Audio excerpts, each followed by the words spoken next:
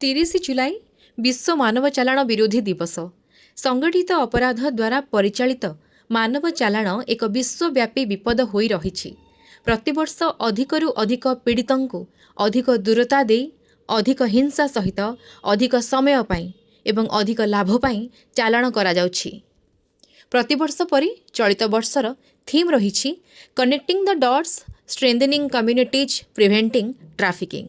कृपया ध्यान दें, अगर आपकी नजर में कोई छोटा बच्चा है जो कि एक जगह से दूसरे जगह आपके बॉगी में जा रहा है, उसके साथ उसके पेरेंट्स उनके पिता माता नहीं है, या कोई आदमी है जो उनको कुछ पहला फुसला के एक जगह से दूसरे जगह ले रहे हैं, आपको वैसा संदेह हो रहा है, आप इमीडिएटली पुलिस बंधुओं को बता सकते हैं, नहीं तो 1098 1098 ये नंबर पे कॉल करके इसके बारे में जानकारी दे सकते हैं।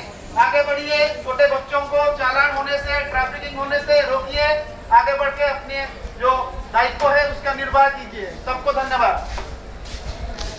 तो श्रोता बंधु, जदि आपण माने मध्य ट्रेन रे यात्रा कला बेले शिशु माननको संदेहजनक परिस्थिति रे छोट किंबा बड़ गोष्ठी रे यात्रा करुथिबार देखंती, तेबे तुरंत हेल्पलाइन नंबर 1098 रे सूचित करंतु, काहींकि आपणक सतर्कता कौनसी शिशुर जीवन बंचाई पारिबो। रहुछु, नमस्कार।